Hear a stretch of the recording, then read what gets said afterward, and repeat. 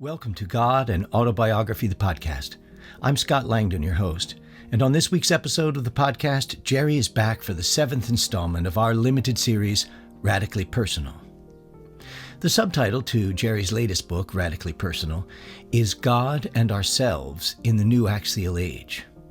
And this week, Jerry breaks down what this new axial age is about. He begins with a story that points to a kind of connection between us all and reinforces our essential connection with God. God tells Jerry that the personal is interpersonal, and at bottom, God is the source of all. This new axial age is a time of great hope and promise, but how can we be open to it and what God has in store? I hope you enjoy the episode.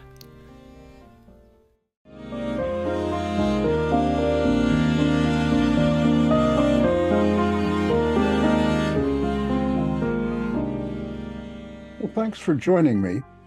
This is the 7th episode from my new book, Radically Personal, God and Ourselves in the New Axial Age. We'll talk about what's meant by an axial age in a moment. But first, there's an amazing story told by the great religious scholar Wilfred Cantwell Smith. We usually think of there being a number of religions in the plural, but Smith prefers to speak of religion in the singular. By this he means a large, complex, cross-cultural phenomenon, the way religion spans the globe. And he gives the saga of Saint Josephat as an example. Here's the background. Martin Luther King Jr. was influenced by a story Gandhi had gotten from Tolstoy. The great Russian novelist reports that his spiritual awakening was sparked by reading the lives of the saints, especially the story of Saint Josephat. It's the story of a young prince who renounces power and wealth and wanders in the wilderness in ascetic piety. The Russian version of his life was taken from a Greek source. That source had been borrowed from a text that had been transformed into a Christian version from an Islamic source. The Muslims had gotten the story in Central Asia from the Manichees, who had adapted stories from several traditions, this one from the Buddhist. It was, in fact, the story of Siddhartha Gautama, who became the Buddha. And the name Josephat, derived by transpositions in several languages from the word bodhisattva, which designates a Buddhist who, having achieved enlightenment for himself, vows not to enter nirvana, but to stay behind to help others achieve enlightenment. Thus Smith concludes, for 1,000 years, the Buddha was a Christian saint. Smith is not debunking Saint Josephat. On the contrary, he's asserting the historical fact that the living truth of this story is woven into the texture of many religions. Facts of this sort have normative implications. Smith's Religion in the Singular provides a vast repository of spiritual data and resources. Theologian John Thetomenal has likened religion to a highly diverse spice cabinet from which you can make either Indian or Italian dishes, or create fusion recipes, or experiment beyond the established cuisines. What he calls spices, we might think of as aperçus, revelations, enlightenments, epiphanies, inspired practices, iconic lives, through which we glimpse the ultimate. The bias of Theology Without Walls, in my personal vision, favors the experience the encounter, the divine manifestation, rather than fixed doctrine or banked tradition.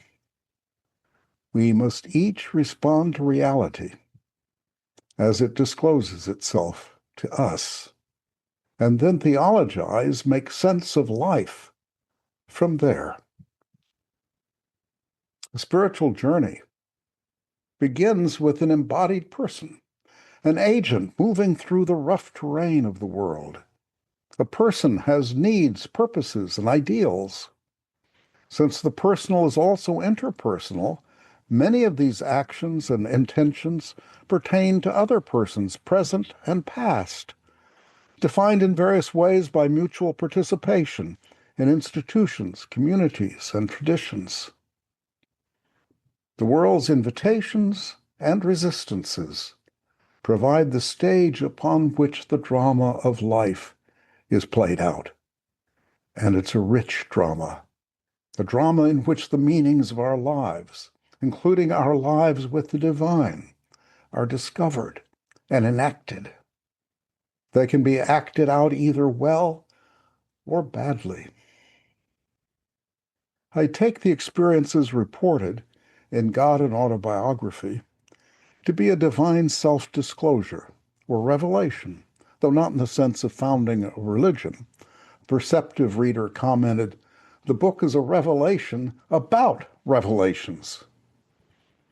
God explains the divine role in the various religions and in other aspects of life. In my experience, God is so vibrantly real that I'm left cold by attempts to regard the divine as ineffable or as something less than quite real. I concluded one talk with the statement, God is not a metaphor. One day I was told in prayer, you stand on the threshold of a new spiritual era, a new axial age. Well, I was puzzled. What would a new axial age be? How would we recognize it? What would be its marks? The idea of a first axial age was originally suggested by the philosopher Karl Jaspers in his book, The Origin and Goal of History. There was a period of a few hundred years, he noted, roughly from the 8th to the 3rd century BCE, during which a stunning array of world-shaping figures appeared, spiritual leaders and teachers. They included Confucius and Lao Tzu in China, the seers of the Upanishads and Buddha in South Asia, Zarathustra in Persia, the great prophets in ancient Israel, and in Greece, Homer and Socrates. During the Axial Age, says Jaspers, the spiritual foundations of humanity were laid simultaneously and independently. These were other foundations, and these, he says, are the foundations upon which humanity still subsists today. It was, Jaspers says, an age in which man asked radical questions and becomes consciousness of being as a whole and of himself and his limitations. This period creates an axis of world history, Jaspers said, one which gave birth to everything which since then man has been able to be. In this age, priestly authorities are challenged by prophets and seers reporting immediate divine inspiration. Religion evolves from a ritual cult to something more like an inner mysticism, a heightened spiritual subjectivity. In the process, according to sociologist Robert Bellah, traditional beliefs are disembedded, and new leadership emerges in the form of what he calls moral upstarts and renouncers, not revolutionaries, but independent voices such as Gautama, Isaiah, Socrates. Familiar symbols are shaken loose from old moorings, transposed into new meanings that preserve the old, but add wider, more subtle, more penetrating understandings. The way is thereby cleared for what one scholar calls new models of reality. New models of reality.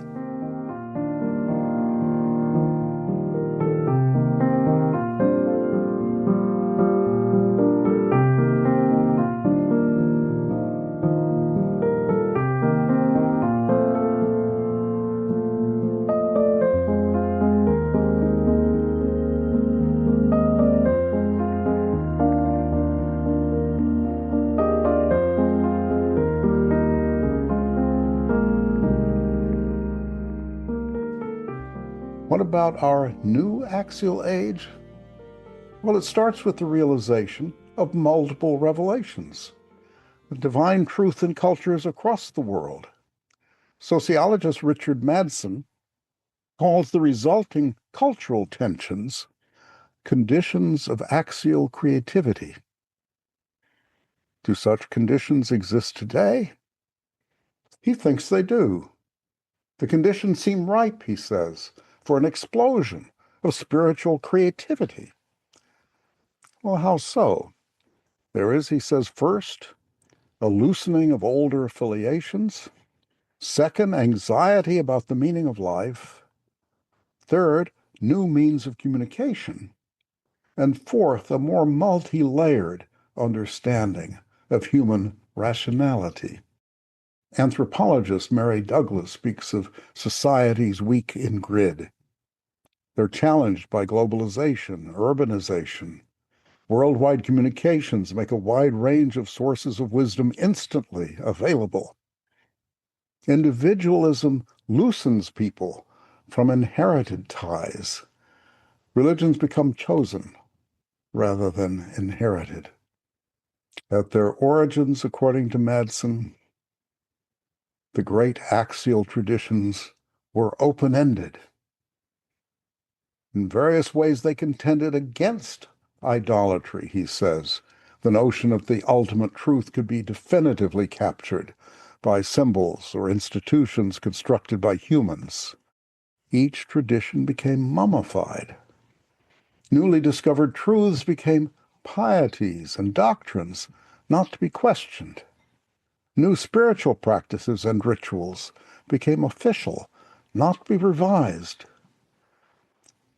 They thereby lost their spiritual openness and their creative vitality. A new axial age would break through the mummifications. This will require not the philosophic manipulation of categories, he says, but leaps of consciousness. What I received in prayer about a new axial age had one more clause. God continued, for the first time, spiritually attuned individuals will draw their understanding of spiritual reality not just from the scriptures of their own religious tradition, but from the plenitude of my communications to men and women. That plenitude of divine communications is roughly what Wilfred Cantwell Smith meant by religion in the singular, illustrated by the story of Saint Josephat. Religion is a dynamic, worldwide phenomenon, not just a series of separate histories. If the divine reality has manifested itself in multiple traditions, then theology, our own understanding of life, should take in the full available set of divine self-disclosures as best we can discern them. This would require, upon reflection, drawing on the sacred text and practices of all major traditions, as if there were a larger canon, a broader set of hermeneutical practices, a richer set of spiritual disciplines. We would, for the first time, take in the fullness of the divine presence and orient our souls not just to the God of our denomination, but to divine reality unrestricted. This may be the leap of consciousness that defines an axial age. It has been said that one revelation is a blessing. A multiplicity is an embarrassment. Why, I asked in prayer, didn't God just send a single encompassing revelation? I was told the total revelation would be more than any single individual or culture could bear or well act on. So there is a kind of division of labor. For example, I told the ancient people of Israel to act in history and to keep my covenant and to abide by a set of religious and moral rules. That was task enough for them. I told the ancient people of India to develop the inner life and to get in touch with the transcendental Atman, the self beyond the self. Both were and remain valid tasks. And God explained the division of labor can still continue, with people selecting the vocation that fits their talents or history or calling, but understanding it in a new way, not as the exclusive path, but as an essential path contributing to the whole. I thought this might mean mapping the various paths or putting them together like a jigsaw puzzle, but that conception was too static. God explained, it's time for the world's religions to come together, not merely putting the pieces together, but in a dynamic way, a way that lends itself to forward development. As people from different traditions take in elements from other traditions, they will make something of that. It won't just be a passive reception. It will be a creative, dynamic process. Well, I asked, well, then will that, once they do this back and forth of trading and taking in and so forth, will that be the end? And God replied, of course it won't be the end. There will be new developments and events and consciousness from the world side, and new events and communications from my side. The cutting edge of spiritual transformation will continue. The cutting edge of spiritual transformation will continue.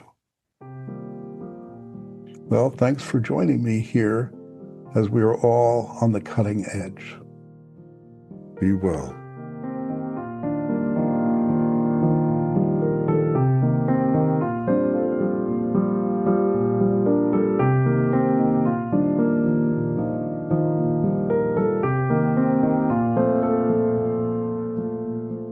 Thank you for listening to God and Autobiography, the podcast.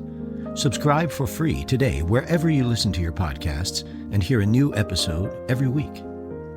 You can hear the complete dramatic adaptation of God and Autobiography as Told to a Philosopher by Jerry L. Martin by beginning with episode 1 of our podcast and listening through its conclusion with episode 44. You can read the original true story in the book from which this podcast is adapted, God and Autobiography as Told to a Philosopher, available now at Amazon.com and always at godandautobiography.com. Pick up your own copy today. If you have any questions about this or any other episode, please email us at questions@godandautobiography.com and experience the world from God's perspective, as it was told to a philosopher. This is Scott Langdon. I'll see you next time.